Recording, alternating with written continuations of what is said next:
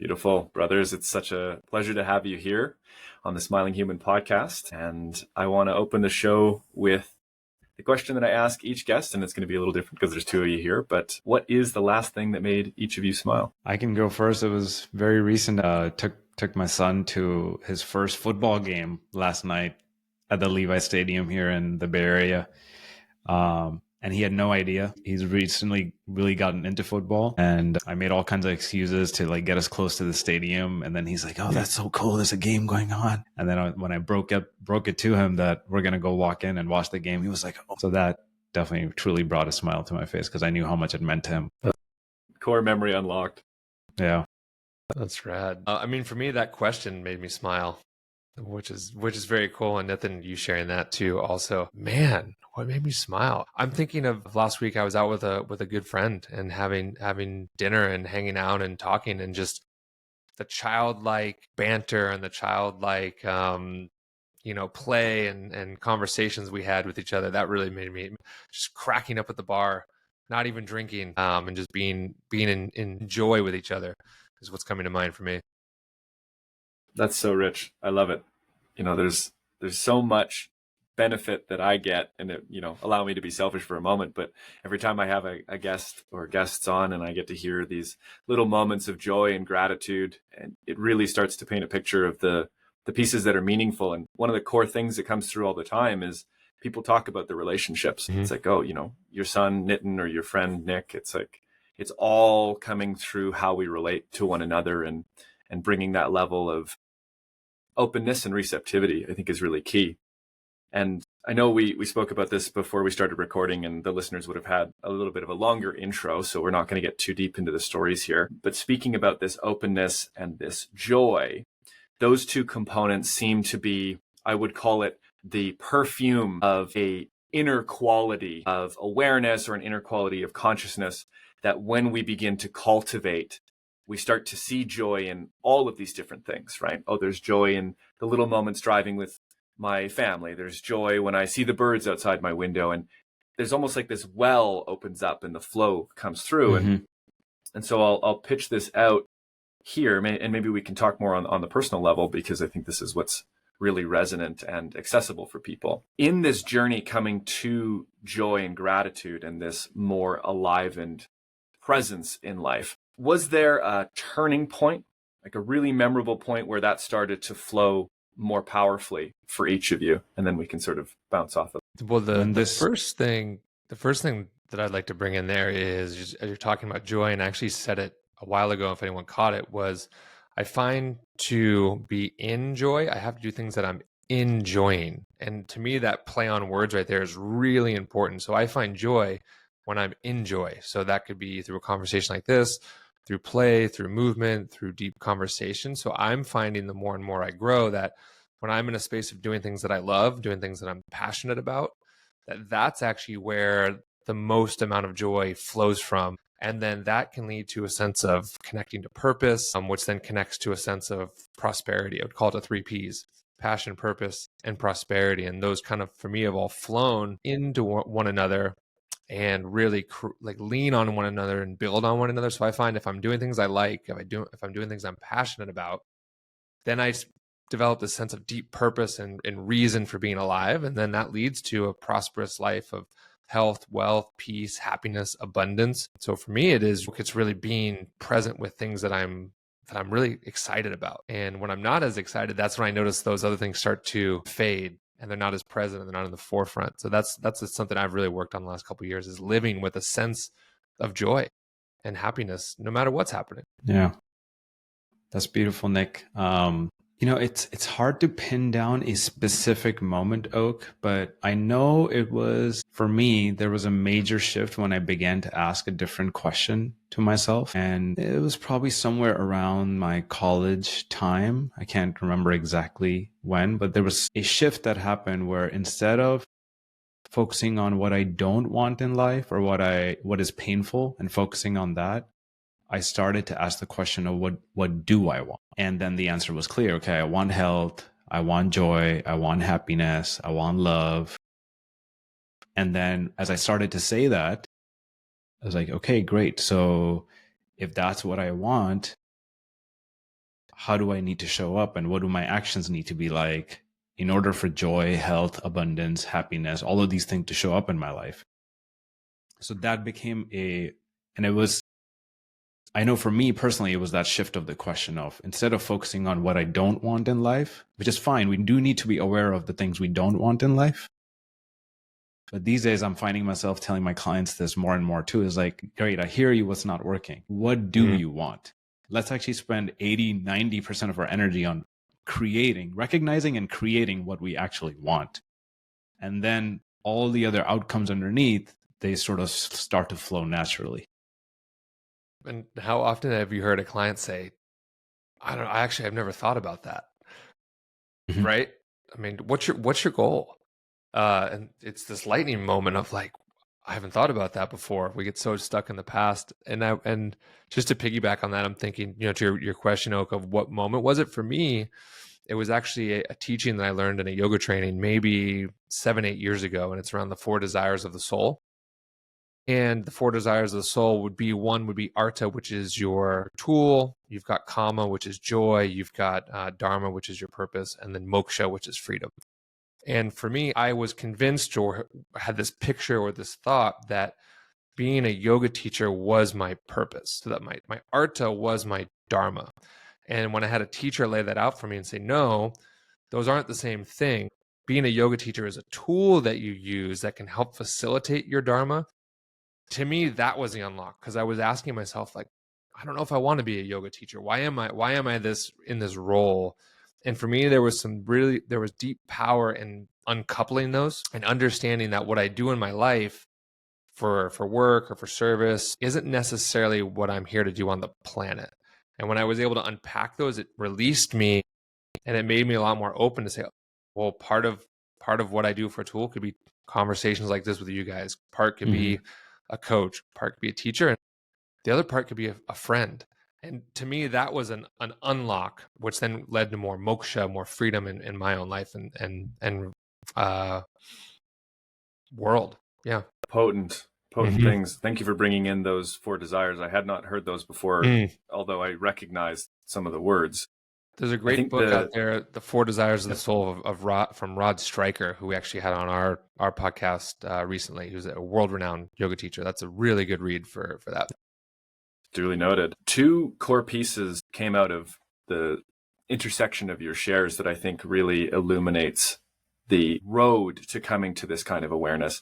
And one is inquiry, Nitin, which you put forward very clearly. And the other is recognition. Because, when the client or self or anyone doesn't recognize where they find the value in their lives, they inevitably end up unoriented.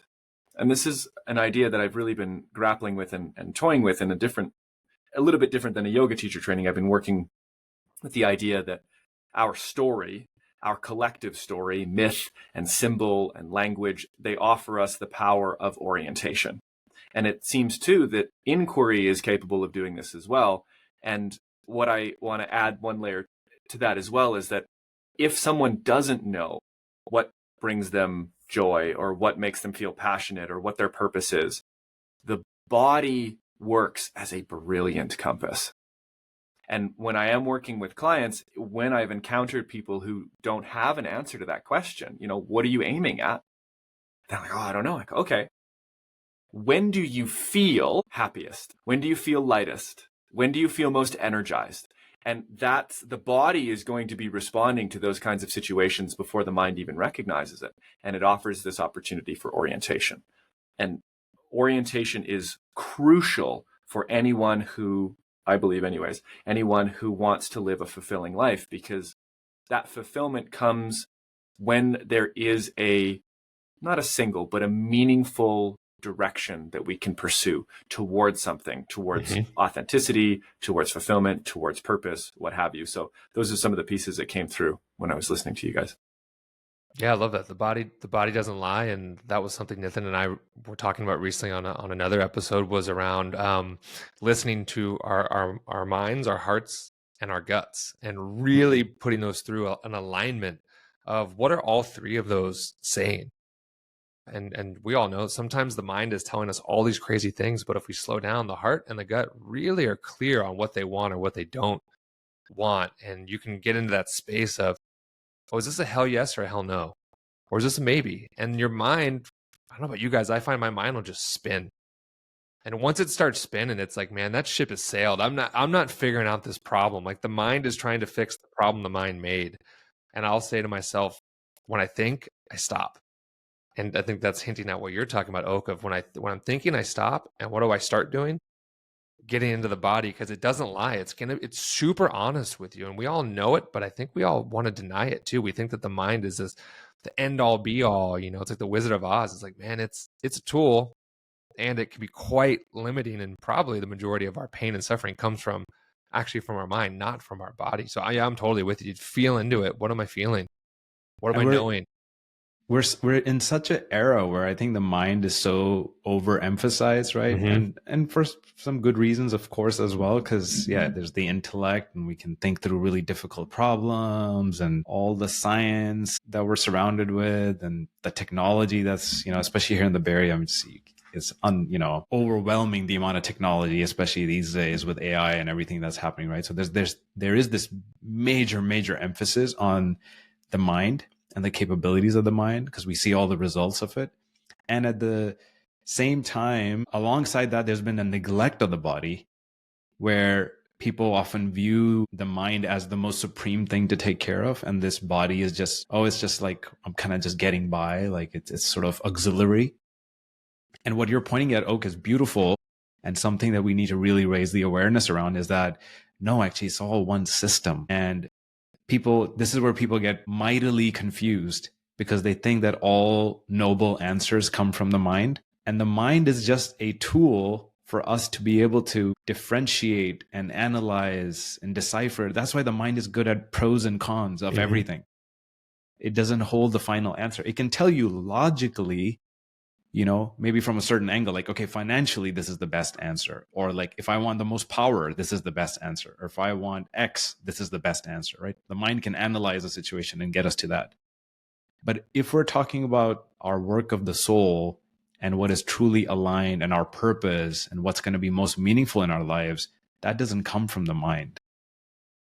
Mm-hmm. That comes from the other parts of our being, the heart, the gut, this whole spinal intelligence, right? All the chakras, all the energy centers here. The more we have access to those, the more clear it becomes what our dharma is, what our purpose is. And then I say, then use your God-given mind to execute towards it intelligently. If maybe it's in your cards to quit your job, but it doesn't have to be.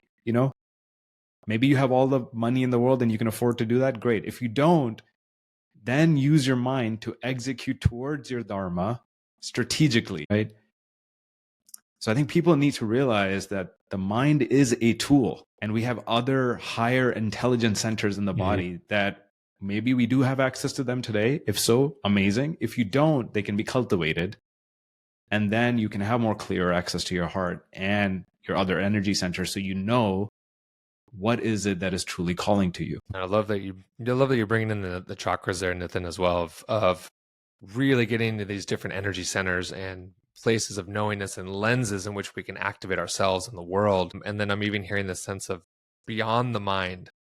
That's where the purpose and the dharma lives. And it's as we actually calm the mind, calm the fluctuations of the mind, as they say in yoga, that's when we actually hear what's called buddhi, which would be intellect, or deep, which would be source. And that's when we actually start to connect to, oh, how do I know this? I don't know this, but I know this. How do I know that my next step is to do this? It's like, well, source told me that, not from mind, but from source. And there's a relationship that needs to be cultivated there as well. I noticed when that first started happening for me, I would doubt it. Wow, what is this? I don't know if this is true. Where's this coming from? And we get so good at doubting ourselves and so good at saying, nah, that's not real. It's like, no, it is real.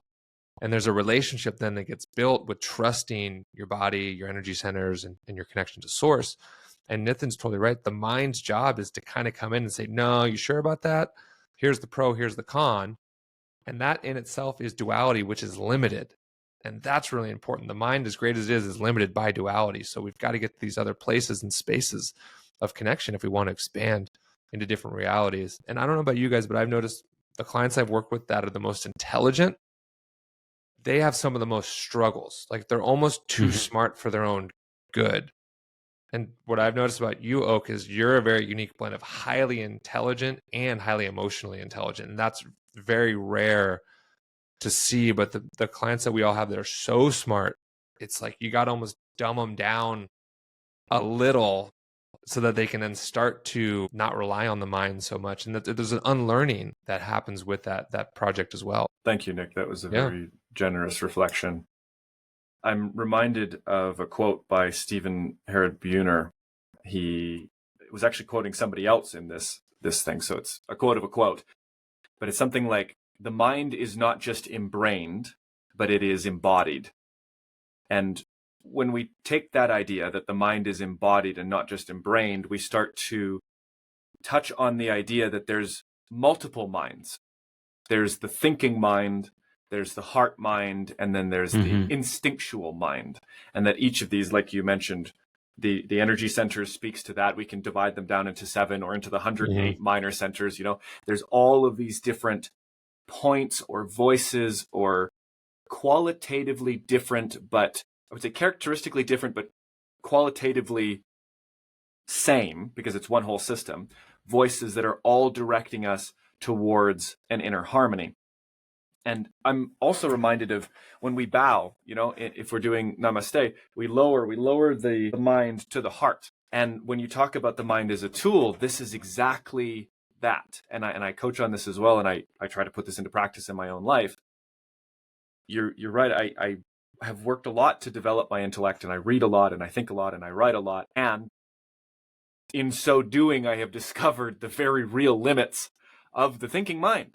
I cannot get to the places of joy, of peace, of wisdom through reason, because the heart has reason that reason knows not. And so there's a necessity to surrender and to almost be supplicant, to say, I will put all of my faculties of clear vision, reason, intuitive download, whatever it is that I've got gifted with, in service to a wisdom that is non-dual, right? This is the key piece. Even when we look at the architecture of the brain, we have 2 hemispheres. They're talking, well, we have more than 2 lobes, but 2 halves and that kind of stuff. Yeah. We have the sense of self and other that is built into the different architecture of the brain that the heart just does not have. The heart's like, every time it looks at somebody, we're activating mirror neurons, we're resonating in this heart space. We have this capacity to be in unity. And I think this introduces a new pathway of conversation, which is the power of community, the power of coming into union, if it's Sangha or if it's in intimate partnerships, soul level relationships, even with clients and mentors. The necessity and power of existing in a harmonious relationship almost gives birth to that unity to be realized. So that was some of the pieces that came through. Beautiful. This is something actually I'm leaning myself into further as my own growth edge, is this sense of community and coming into community with and recognizing the reasons for why we come into community. I'm actually reading a beautiful book right now, which I just started, so I don't have a ton of wisdom to quote, but it's called The Art of Gathering, why we come together and how to create beautiful gatherings. That's something I'm leaning into. But one of the things I realized, Oak, just in my own journey, why I ended up down this path of working with people in this really intimate, deep, one-on-one way, that's where I found true community. I feel like 2 hearts could really open up, be vulnerable, be really honest about their experience of life, the triumphs and the challenges. And something I recognized in my own journey in my corporate days was I was the guy who never ate at my desk. I was always booking a lunch with someone. It's just that thought of eating at my desk and doing, nonstop work was just not comprehensible to me, not acceptable to my heart. So my heart, my brain was like, there's work. My heart was like, no, we got to take this 1 hour and do something different. So I would always meet with someone for lunch, and I'd have lunches booked out months in advance on my calendar because I'd always be reaching out and booking stuff. And I realized later on, I was like, oh, snap. That was me back in my corporate days, meeting the same need I had for this deep, personal, intimate connection but I was doing it in a different way. Now I can do it and make a living while doing it as well. That didn't come about until much later. So this double dip.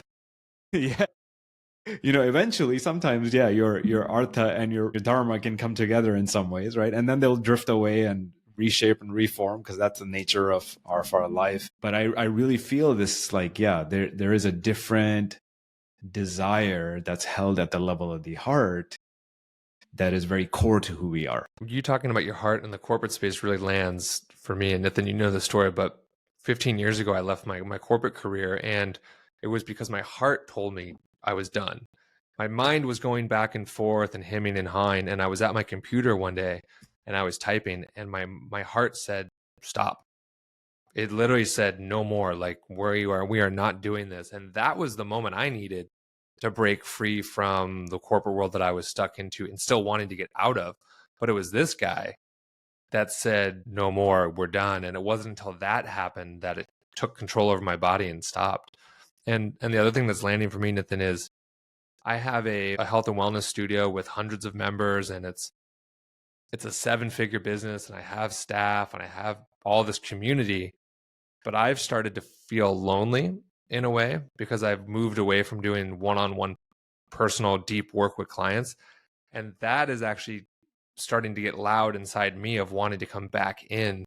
And there's something about, you use this word, Nathan, the intimacy of being connected to someone at a heart level and in the deepest way that our souls are able to. And so even though I have this big community in Sangha that I've helped facilitate and grow over the last 7 years, what my heart's actually calling for is a one-on-one, deeper, more intimate connection. And kind of like you were saying, I'm not talking about getting rid of what I have, but talking about now, what are some things I need to bring in with the need with a capital N from a state of soul level. And what my soul is asking for is more one-on-one, intimate, deep and meaningful conversations, much like we're having here. So that's very interesting that all of those things can be happening at the same time as well. And for each of us, I think what I'm hearing is community may look different and feel different, and that's okay. And to lean into that and understand what your body's asking for. I had this big community, no, but I want intimacy, or I want connection, or I want really vulnerable conversations. And that's where you can feel into what you need and what you want. Yeah. There's one thing, there's two things actually I want to add just to round out this bit that we're talking about. One, it may sound like we're dissing the corporate world. We are not. I think it actually can be an amazing driver of good in the world, as it can be bad too. It's just, it's another tool. It's a highly effective tool of deploying capital and getting resources and people focused on something. If your heart, mind, soul is aligned with the purpose of a company and what you're doing on a day-to-day basis, at least hopefully most of it, by all means, being in the corporate world can be amazing. And it can be, very fracturing if not done for the right reasons. So I just want to make that clear for the listeners that there's nothing wrong with being in your corporate job. Just, over time, you want to move towards more alignment. And the second thing I wanted to say was, Nick and I are sharing our stories here, but they are stories meant to help you recognize that you have your own story, right? We are inviting you into listening to your own heart. And this is the ways in which we found a way into our heart. So these might be ways in which you can also potentially find a way to your heart. And listening to one's own heart is the first step to being able to share it authentically. And it seems to me that the authenticity that flows from that is a necessary precursor to the intimacy that you're talking about, Nick. And so I'd put this to you both. What have you seen as some of the common blocks that people experience to that kind of authenticity and vulnerability that allows for intimacy to take place? Interesting you asked that question. I put up a post yesterday on my social that said, I'd rather you not like me for who I am than like me for who I think you want me to be. That feels, and I'm using that word on purpose, that feels like the portal in of these masks, where I was talking with my therapist the other day, the masks of masculinity that we wear of, I'm okay, I've got this, and Oak's doing the same thing, and Nitin's doing the same thing, and then none of us are actually truly engaging with one another. We're wearing these masks or these protective armors or shields, and it's if we don't know ourselves, then how the hell can you guys get to know me, and vice versa? So that there's a deep vulnerability with oneself of turning inward and loving oneself and accepting oneself. And then there's a confidence to then show that to the world and present your authentic self or your real self. And then there's a vulnerability of being willing to be judged, being willing to be seen. And what you may find is there's way more freedom and way more joy and way more connection on the other side of that fear. And I'm actually finding that people will like you more if you're your authentic self. And maybe there's narratives in there that say that isn't true, but when you really show who you are, people go, man, I really like that person. I don't know what it is. They're different. So that's kind of the framework that I've learned through self-work and therapy and coaching. Nitin, how about you? Yeah, I love that. Can you say that line again? I think it's worth repeating. Yeah. And this line came to me from Source in meditation, by the way. This would be an example of listening. I'd rather you not like me for who I am rather than who I think you want me to be. Yeah. Yeah.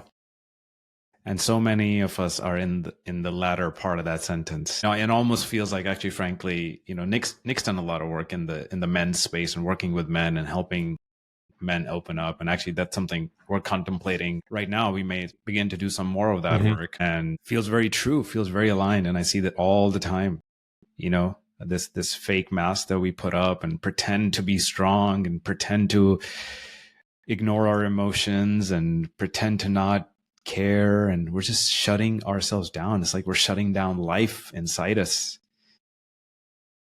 and then at the same time catering to the I've got to work this hard because the only way I earn my respect and my worth is through a promotion or through pleasing X, Y, and Z, or through accolades, etc. Those are all great, but again, just like what we were talking about earlier about the corporate world, if we're doing it from a place of inauthenticity, like it's not true to who we are and what we truly desire, then what are we really doing? It's like we're going down a path to serve an intent or an outcome that at our core we don't really care about. It's like we're faking it to ourselves to some extent. And part of it is driven through fear, this fear of I come up against the fear all the time too. Geez, is this okay to say? Mm-hmm. Is this okay to express? Just like what Nick just shared. If he put it on his social, it's like, oh shit, he's okay not being liked. Mm-hmm. And many people have a very difficult time with that piece of not being liked. They want to be likable to everyone. And in doing so, they lose themselves. And there's a distinction to be made. It doesn't mean that you have to be disrespectful to others, but it's just holding your ground. It's just, hey, this is who I am. This is what I believe. These are my preferences, and they may evolve over time, but this is my truest version of me today. My friends know, my really good friends, including Nick, they know that we could have a really, really difficult conversation, and they know I love them because just over the years, we've developed that level of trust, and in my inner circle, it's a thing that if we cannot be that authentic with each other, you're not in this circle. I can't handle fake people. I think that's the thing I get repelled from the most. The moment I sense the tiniest bit of inauthenticity, I'm just like, okay, fine. Maybe I have to deal with this person, but they're not going to be in my circle. Yeah, I'm reminded we had a tough, not a tough convo, but a real convo a couple weeks ago around our podcast. And I had said something, or I cut Nitin off or over talked or something. And Nitin goes at the end when we were offline, he goes, hey man, I didn't like that. That bothered me. And it was cool to be like, oh, well, tell me why, what happened? Okay, I can hear that. Rather than, well, I don't give a fuck. But it was like, yeah, tell me the truth. Great. Now I know what works for you and what doesn't. I actually know where you're coming from and where your boundary is and where mine is. And what I'm thinking of, Nitin, as you're talking is it's almost like we have this equation that we're told as children, do this, do this, do this, do this, go to a good school, get a good job, get married, get a dog, and you will be happy. And what I'm noticing in myself and others is they do this equation, especially the highly successful people, and they get to the bottom and they go, this equation didn't work. I'm not only happy, I'm unhappy and I'm miserable. And if you look at men, 70% of suicide is male. It's there's reasons why this is happening. So what we're getting at here, and we can maybe bring in, is redesigning the equation for oneself. What is your equation for happiness or success or whatever you want to put at the bottom? And then that's the inquiry of, who am I? What do I want? Why am I here?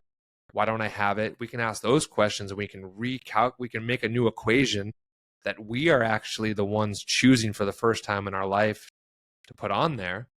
And then we can get to the bottom and go, oh, does this work? Yeah. Oh, kinda. What do I need to tweak? I need to shift this. Does this work? Or to Nitin's point, it works right now.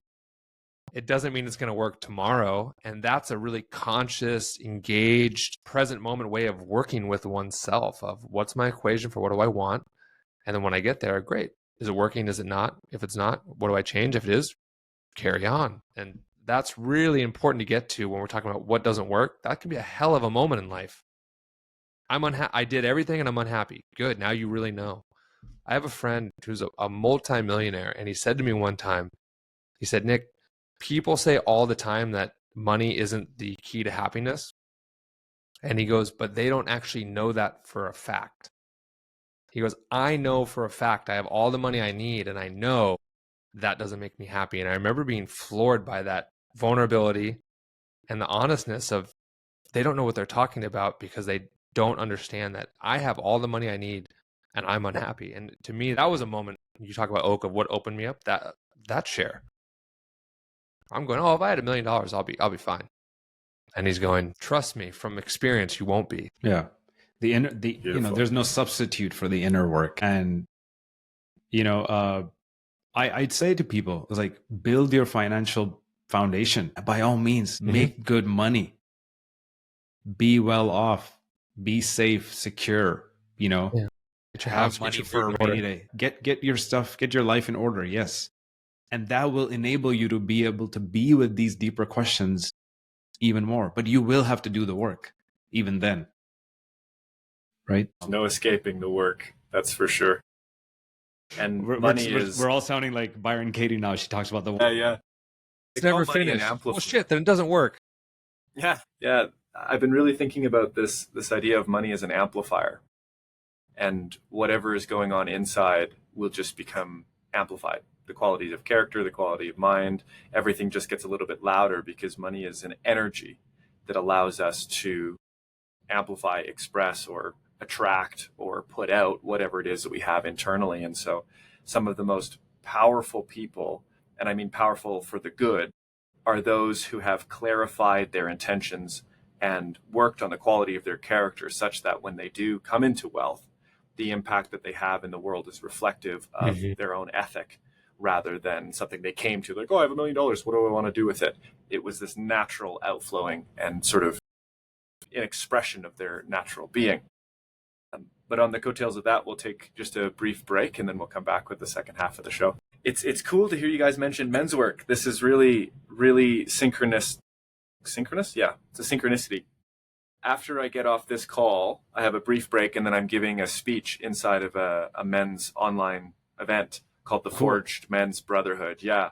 Amazing. I've been doing men's work for like 5 or 6 years and have been really started to be pulled back into it. The more that I clarify what's going on for myself, I sort of was like, oh, should I do it? Am I isolating people? Blah, blah, blah, blah, blah. But the more I talk, it's like, everybody says to me, you need to be doing this. And, God speaks through the voice. I think men are just waiting to be woken up, frankly. I'm seeing this very clearly. Right now, I have a group of friends, really good friends, but some of them have been doing work on themselves and others very much not.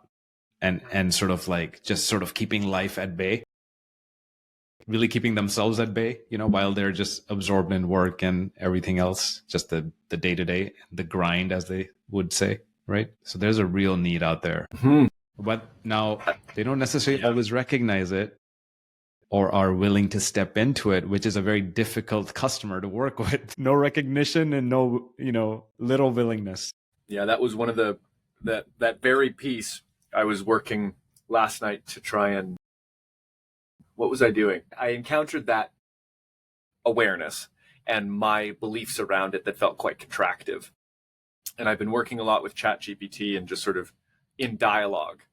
I'm thinking about these things. What do you think? And just sort of like having this back and forth because I don't have someone available to me 24/7 like I do for AI to be able to have these conversations. And what it brought up to me is that they may not have this recognition, like you said, but they do and are aware of their pain.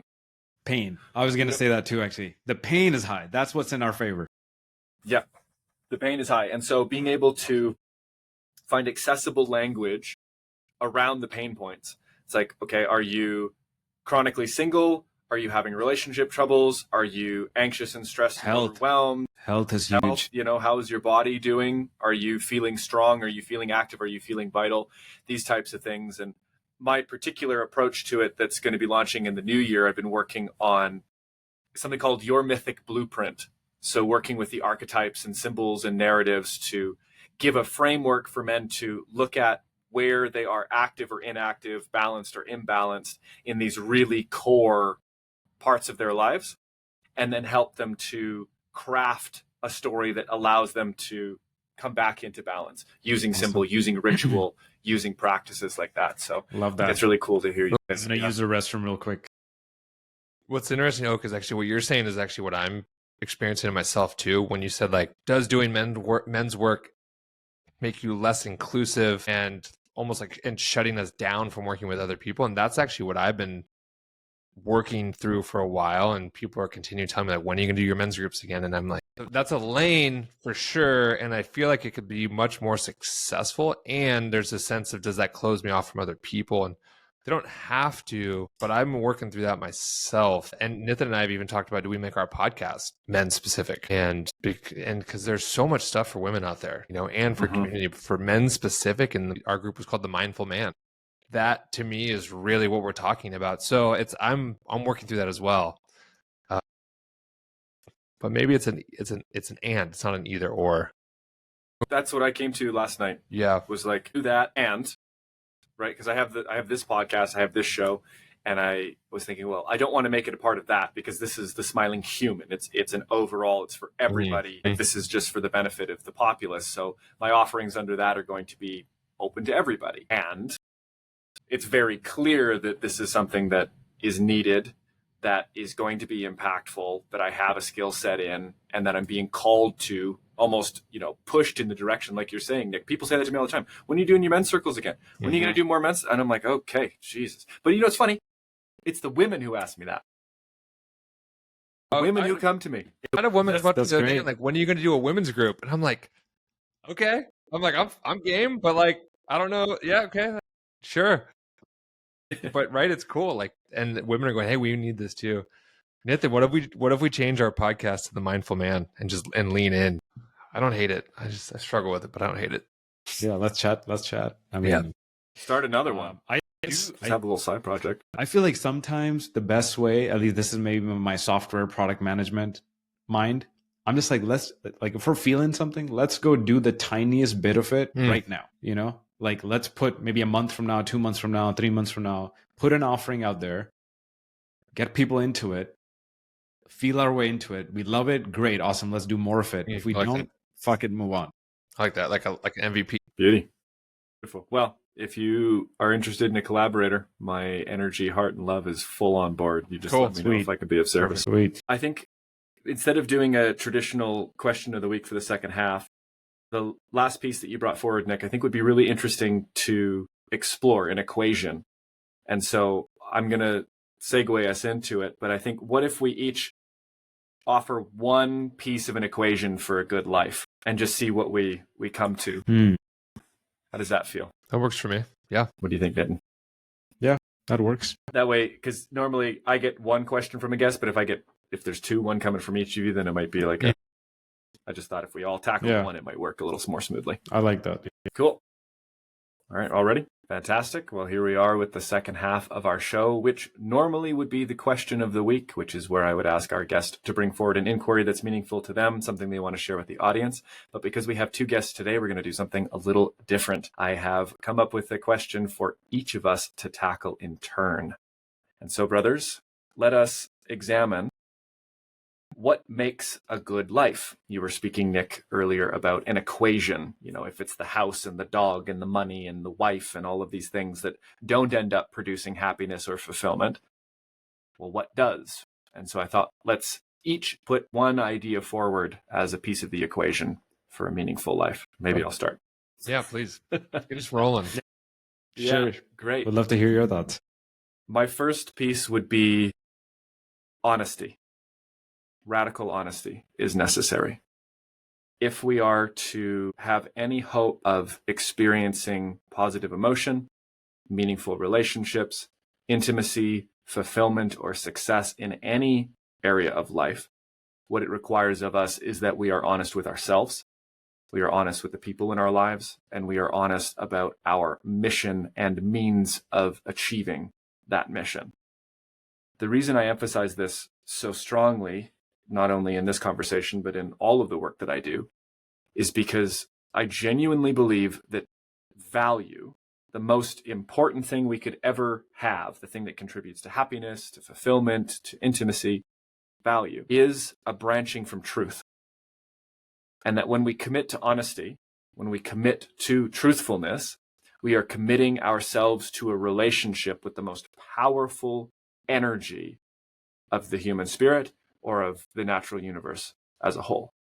And that this has such a generative quality to it. It is harmonious, it is generative, it is abundant, and it is harmonizing in a way that even if we don't know what we're doing, even if we don't have a plan that goes from A, B, C, D, E, F all the way to Z, it will open and reveal itself so long as we are oriented towards and committed to that truth and that honesty. So that would be my contribution. Love it. And it's so simple and succinct in one word. If anything, if I can add maybe just one dimension that was coming up for me to that was honesty both with ourselves first, and then maybe focusing on honesty with others.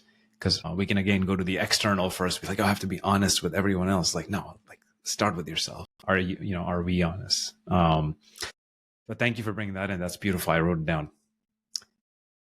Something that's coming, what I would offer, this is just my own mantra that works for me, keeps me grounded, keeps me, it's like a daily centering exercise, a reminder of what I'm coming back to. It grounds my priorities, grounds mental focus, everything. And it's simply, it's part of a prayer that I do, but I basically say, thank you for helping me cultivate strength, love, and wisdom. And I'm pointing to the chakras: strength at the root, love at the heart, wisdom, the higher perception centers, so that I may fulfill my higher purpose in life. Thank you for blessing me with strength, love, and wisdom so that I may fulfill my higher purpose in life. And I say strength really also referring to health. So our daily health regimen of eating right, exercising, getting the right amount of rest, sleep, all the essentials that enable this body to work at its very best. And I say body, frankly, me, to work at its very best. What am I talking about? And the second, love, because more and more, this is actually the part I was talking about this the other day, where I have sort of a return to love. As a kid, I was very sensitive, was very open, got hurt, got shut down. Now I'm opening back up. And the return to love, I'm noticing, is essential for fulfillment and how I show up with love for not only the people I agree and already love, which is essential. Let's at least just start there, love in the home, love with our kids, wife, our close friends, our neighbors. But then also ultimately, can I hold the space of love for those that I disagree and maybe even dislike? We had a conversation around empathy very recently where we dove deep into this, so that's very present for me. That's my growth edge. And then finally, wisdom, this, this sense of there's a higher knowing, higher intelligence. There is a purpose to everything. Everything in our life is happening for a reason. There's a lesson to be learned. There's something that's a message that's coming across to us. If we absorb it, we learn from it, we ourselves move into a higher dimension of our life. If we don't, the lesson keeps repeating itself. For me, wisdom tends to be studying teachers that have themselves lived great, fulfilling lives, scriptures, great authors and books, all sources of wisdom that I don't necessarily have access to right away. So those tend to be the gateways that open up wisdom and thereby allow me to see beyond what I'm able to see today. So if I was to offer something, it'd be strength, love, wisdom. Beautiful triad. Really good. Really good. It's reminding me of a technique I use, which is a self-totem pole. And it can sound a little hierarchical, and it can be, but I think it's better if it's maybe horizontal. And one of those would be, Oak, what you were talking about is, you didn't say this, but integrity, and then Nitin talking about really talking about self-love and self-work, authenticity, connection, joy. Those would be on there. But for me, and it's hard to pick just one because we're multidimensional beings, and we all know that it's not just one thing that gets us there. But I would bring in two things. One is the ability to look in the mirror and love and respect the person that you see. And I don't think anything else fucking matters besides that.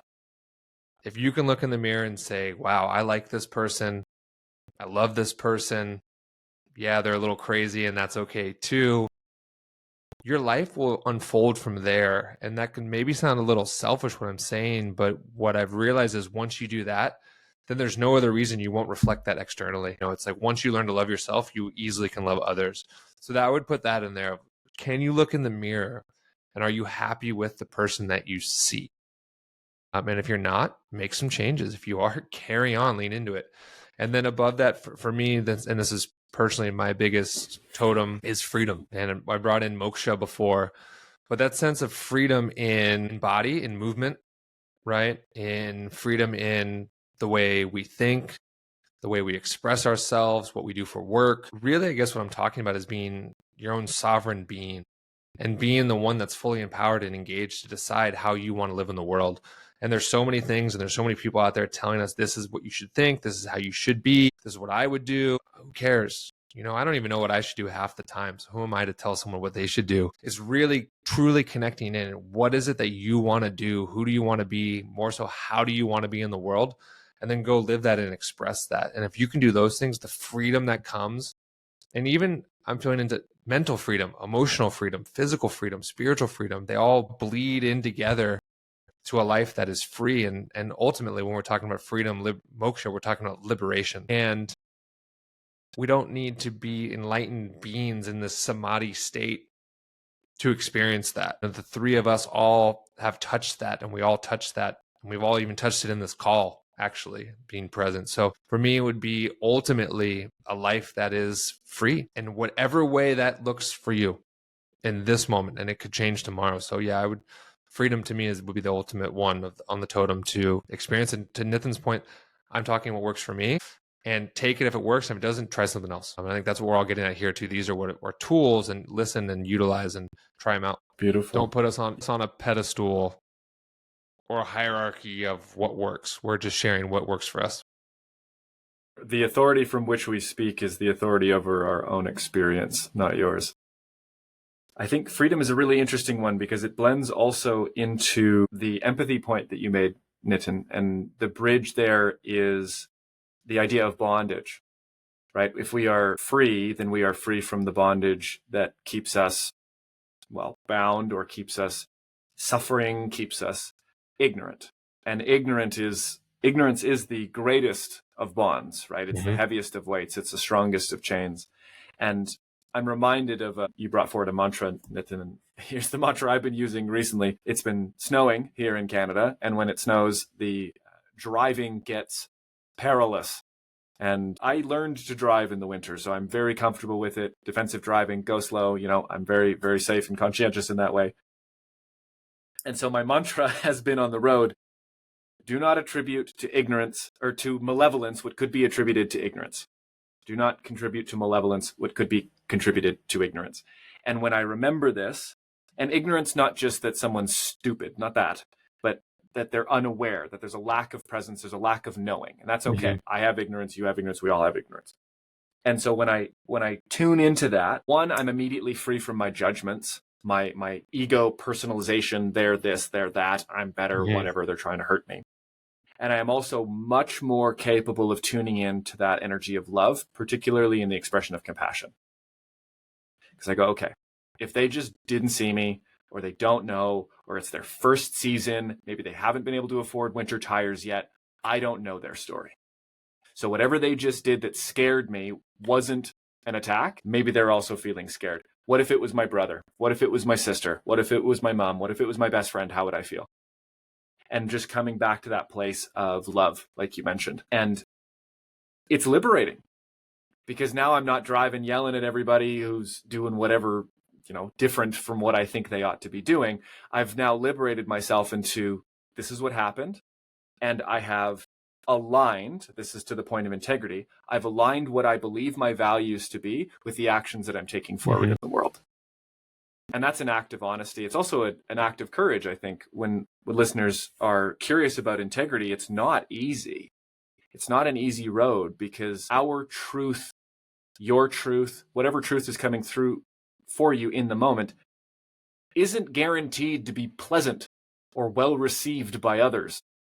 And that's kind of the point you mentioned before we hit the break too, Nitin, is that if we are willing to prioritize honoring our own truth and living in integrity with that, that promotes our capacity to love ourselves, because we haven't distanced ourselves from that authenticity. We haven't lied to ourselves or masked ourselves, and we're able to embody our genuine strength and open the doorway for that wisdom, Nitin, that you're talking to, because we are saying yes to what is real about us, rather than trying to conform it to what we think is acceptable. Yeah, and I love that you brought in the piece around ignorance, and that can sound like a very harsh word, but if we take it from Sanskrit, the word is avidya, which it's like a lack of knowing, right? And we all have that, and there's something we can bring in really briefly. I don't want to go too deep into it, but it's the 5 afflictions of happiness, and this is from Buddhism.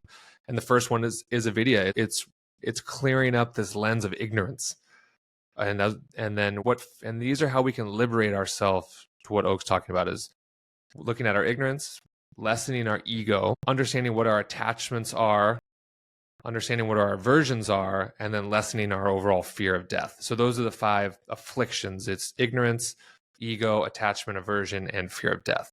And as you can lean into those are tools to become more liberated. And will we all have those? Yes, unless we become enlightened beings and we don't come back for another turn around this wheel, then okay, we've worked it. But for the rest of us, working on those 5 can set you free and liberate you from so much pain. Beautiful. Thank you, Nick. That's excellent. And by the way, I mean, that's yeah. There's just one bit I want to add to that. Is like, and I'm actually curious to know.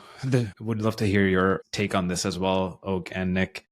Like, I feel like, I mean, yes, we're talking about all kinds of concepts here, right? And our approach to life and what works for us and all the things we have shared today. And the 3 different ways of approaching life that we also shared in this very call, right? And listeners are welcome to choose and apply. And that still, I would say, at least for me, comes from a place of, and I'm sure you feel similarly, it comes from a place of still that we are constantly learning. We're constantly open to new ways of learning and doing things. We are not know-it-all. And yes, while we might use the word ignorance or not knowing, right, as a place, there are probably many places where myself, Oak, and Nick are probably ignorant today. We do not know. Me too. And so we are learning. So I want the listeners to know we are not done by any means. We are just getting started on our own journeys. And frankly, if anything, the feeling I hold is the more I learn, the more I realize how much I do not know. We've just gotten to the essentials of, okay, we can learn, sort of figured out a way to keep this body healthy to some degree. We are in tune with our emotions to a degree, and we can be in tune with our emotions and to some degree of others. We're starting to scratch the surface on wisdom and understand, like, okay, maybe there are these higher dimensions. There's intuition, there's perception, imagination, all that can be used to create a higher good and well-being. But we are just scratching the surface. At least I am on those. And there's a lot we do not know. Frankly, I think when the two of you use the word freedom, and I think you may have said liberation, or I might have been thinking liberation, feels like this whole journey is that, it's just, as we learn how to be free in our body, then we can have this access to this bliss that flows through our heart. We get freer in our expression through our speech. We get freer once we get our house in order and we have the finances. We have then the ability to choose what we want to do as a vocation and how to go about that. And other dimensions of freedom then present themselves. So I just wanted to share that. It's like, wow, like what an epic journey we're on. And there's lots we do not know. And this life is a continuous process in learning. Nathan, I'm reminded of my teacher, Dennis, who's in his 80s and he's considered to be an enlightened master. And he goes, I'm just heating up. Like, I'm just getting started. And I'm like, what are you talking about? He's, I'm just warming up, man. It's like, okay, cool. I didn't know we had that much time left together. He's like, oh, I'm just getting going. Yeah. Yeah. It reminds me of the teaching of the sacred spiral. You know, it's like every time that we take a step forward, even if we revisit some idea or some concept or some lesson, we always come to it with a new set of eyes. It's like the idea that the man or a person cannot enter the same river twice because the river is not the same, nor is that person.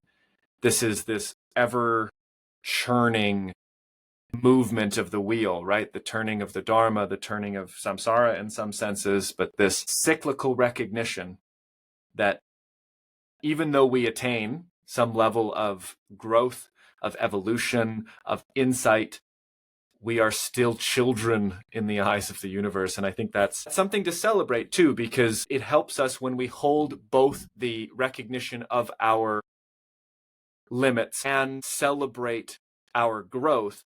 That can support the balancing of the paradoxes that we can face in life.